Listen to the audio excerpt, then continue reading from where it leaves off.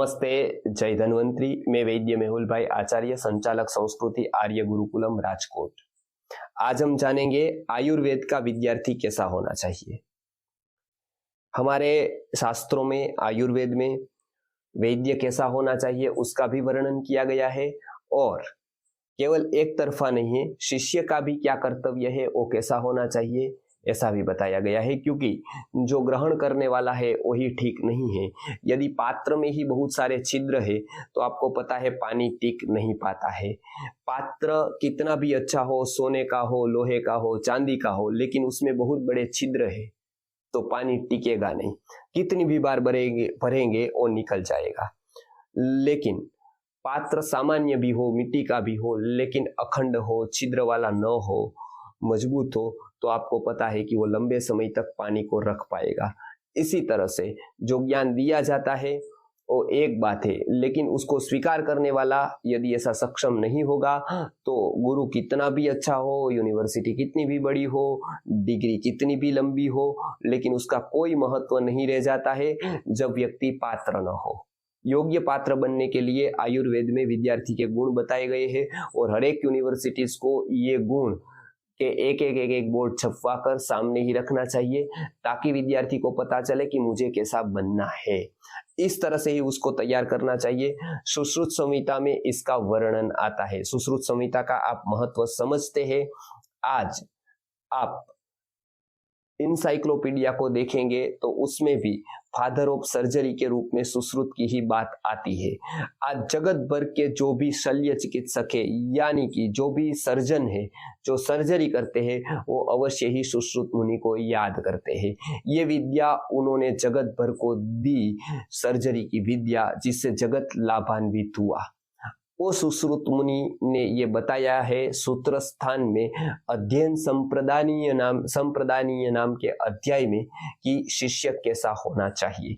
शिष्योपनी अध्याय है, उसमें आगे आकर सूत्र स्थान में ही अध्ययन संप्रदानीय अध्याय में ये बताया गया है कि विद्यार्थी कैसा होना चाहिए। उसमें ये श्लोक है कि शुचिर गुरु परो दक्षस तंद्रा निद्रा विवर्जितः पठेत एतेन विधिना शिष्य शास्त्रांतम आपनुयात।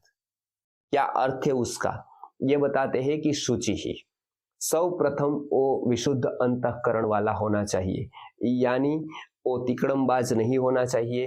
अंदर कुछ और बाहर कुछ और ये पॉलिटिशियन कर सकता है। आयुर्वेद का विद्यार्थी जितना सत्य के पास रहेगा उतना ही वो पात्र बन पाएगा, उतना ही वो अच्छी विद्या को ग्रहण कर पाएगा। क्योंकि इसमें पात्रता, सत्यता चाहिए, इसके लिए पवित्रता चाहिए, तो वो तभी बनेगी जब वो शुचि होगा। फिर क्या बताया, गुरु परो, यानी कि गुरु जो बता रहे हैं उसके ऊपर श्रद्धा होनी चाहिए। क्यों नहीं तो कुछ कुछ बातें ऐसी होती है जो पहले माननी होती है, बाद में ही जाननी होती है। लेकिन हम हर एक बात में यदि देखेंगे कि पहले जानेंगे बाद में ही मानेंगे, तो कभी वो हम जान नहीं पाएंगे, कभी उसको मान नहीं पाएंगे। तो व्यवहार में भी हम देखते हैं कि हमको मानना ही पड़ता है कि अमेरिका उस तरफ है, इंग्लैंड उस तरफ है, ब्रिटेन उस तरफ है। यदि हम कहेंगे कि पहले मैं देख लूंगा बाद में ही जाऊंगा, तो कभी न तो आप देख सकेंगे न तो आप जा सकेंगे। लेकिन पहले यदि आपने माना, उसके बाद आप जा सकेंगे, देख कर भी आएंगे। तो ऐसी बातें बहुत होती है जो हमारी स्थूल बुद्धि, मर्यादित बुद्धि उसका अर्थ नहीं कर पाती है, नहीं समझ पाती है। इसके लिए गुरु पर श्रद्धा आवश्यक होती है। इसके लिए गुरु पर होना चाहिए, उसको पूरी की पूरी श्रद्धा अपने प्रोफेसर पर, अध्यापक पर, गुरु पर होनी चाहिए। आगे दक्ष तंद्र निद्रादि वर्जित, दक्ष अर्थात अपना हित चाहने वाला, अपना हित कहाँ पर है वो देखने वाला। आज हम देखते हैं आयुर्वेद की कॉलेज की भी स्थिति बदतर हो गई है। बहुत सारे युवा व्यसन कर रहे हैं, इधर उधर घूम रहे हैं, अपने कोई जीवन में उसका लक्ष्य ही नहीं है, आयुर्वेद के प्रति आदर नहीं है। वास्तव में इसको देखकर बहुत दुख होता है कि क्या यही वैद्य है भविष्य के, और यदि यही वैद्य है भविष्य के तो फिर आयुर्वेद की स्थिति क्या होगी। ऐसे तो वर्ल्ड में आयुर्वेद चला जाएगा, लेकिन उसकी स्थिति कितनी दयनीय हो जाएगी कि ऐसे पात्रों में वो आयुर्वेद रहेगा, कैसे टिक पाएगा। इसके लिए उसको दक्ष बनना पड़ेगा। अपना हित कहाँ पर है। आयुर्वेद का विद्यार्थी आज 12 बजे तक, 2 बजे तक, 3 बजे तक पिक्चर देखता है, वीडियोस देखता है, अलग अलग प्रकार की विभत्स प्रवृत्तियां करता है। कैसे वो ये पवित्र शास्त्र को सीख पाएगा, कैसे डेडिकेटेडली अपने आप को इस व्यवसाय में सफलता दे पाएगा, सफल बन पाएगा, कैसे लोक उपकार कर पाएगा, कैसे कल्याण कर पाएगा। इसके लिए जरूरी है उसका दक्ष होना। और उसके साथ क्या जरूरी है, तंद्रा और निद्रा विवर्जित करना। बहुत तो विद्यार्थी तंद्रा में ही है। तंद्रा यानी जागते हुए भी सोना और निद्रा यानी सोते हुए सोना। तंद्रा में आज आप देखेंगे कि ज्यादा तंद्रा में ही है, उसको जागते हुए पता नहीं है कि मैं ये क्या सीख रहा हूँ, कितना बड़ा शास्त्र में सीख रहा हूँ, कितना ऋषि मुनियों ने हमको ज्ञान दिया है, कितना बड़ा आयुर्वेद का विज्ञान दिया है। ऐसा विज्ञान आज मेरे पास आया है, मुझे सीखने का अवसर मिला है, तो मैं पूरा का पूरा समय उसके दूं, उसको गहराई से अध्ययन करूं, कौन कौन लोग उसको जानते हैं, उसके पास में जाऊं। यदि ऐसा होगा तो वो तंद्रा छोड़ी है उसने, ऐसा माना जाएगा। बाकी वो भी आवारा की तरह घूम रहा है, व्यसनों में फंसा हुआ है, नाटकों में फंसा हुआ है, तो हम कैसे कह सकते हैं कि वो जागरूक व्यक्ति है। आगे निद्रा विवर्जित करना यानी सुषुप्ति में से बाहर आना। उसको अभी भी बहुत सारी सुषुप्ति है, बहुत जगह पर वो सोया है, उसको ये पता नहीं है कि ये इतना विशाल भवन है। वो केवल ना केवल उसके पहले मंजिले को जानता है, उसके ऊपर बहुत सारे मंजिले हैं। देवव्यपाश्रय चिकित्सा है, सत्वावचयी चिकित्सा है, बहुत सारे आयुर्वेद के चमत्कारिक औषधियां है, बहुत सारे सिद्धांत है जो आज भी जगत को विस्मित कर रहे हैं। तो वो उसको पता नहीं है, क्योंकि उसके प्रति वो जागा नहीं है, वो निद्रा में है। तो ये बताते हैं शिष्य का लक्षण, उसको तंद्रा भी छोड़नी है, निद्रा भी छोड़नी है। ये एक प्रकार की निद्रा की बात हुई।